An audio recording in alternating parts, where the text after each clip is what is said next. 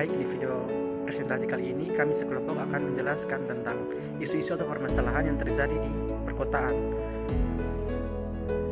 Yang pertama adalah urbanisasi. Peningkatan jumlah penduduk perkotaan yang antara lain disebabkan karena semakin banyaknya penduduk dari daerah pedesaan yang menjadi penduduk kota.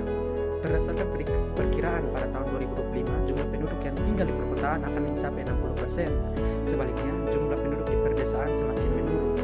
Dilihat dari aspek fisik, urbanisasi Indonesia ditandai oleh yang pertama meluasnya wilayah perkotaan karena pesatnya perkembangan dan meluasnya daerah di pinggiran terutama di kota-kota besar dan metropolitan di Indonesia.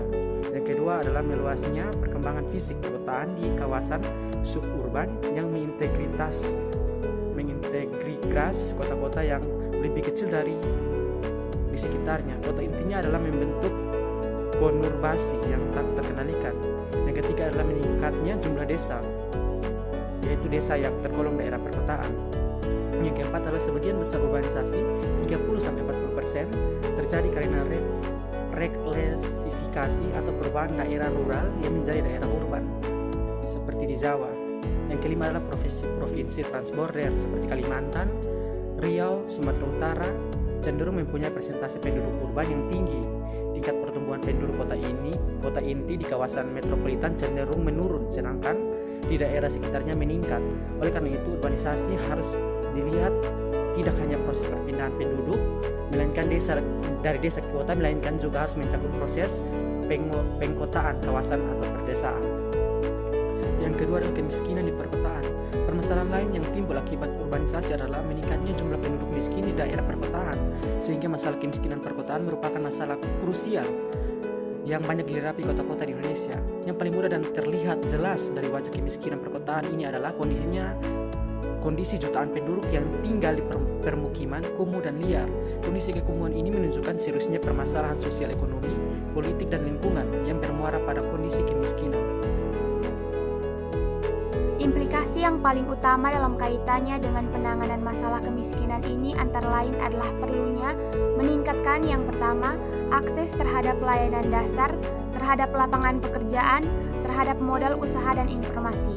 Yang kedua, akses pada perumahan dan pemukiman yang layak dan terjangkau. Yang ketiga, penyelesaian perkembangan antara golongan, antar kota dan antar desa, serta antar wilayah atau antar kawasan.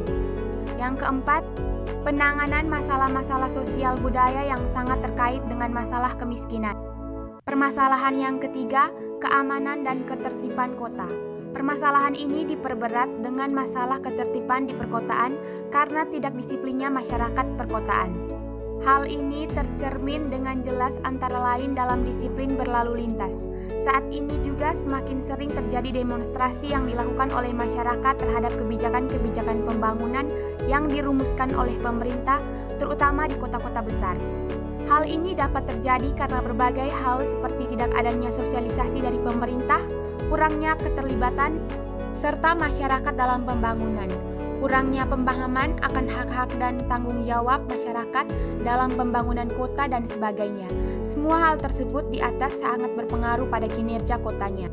Yang berikutnya, solusi dalam mengatasi masalah perkotaan.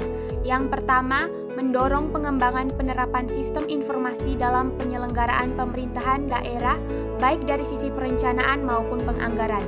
Yang kedua, penyusunan perda dokumen rencana pembangunan daerah dengan terlebih dahulu menyusun dokumen KLHS, perencanaan pembangunan daerah.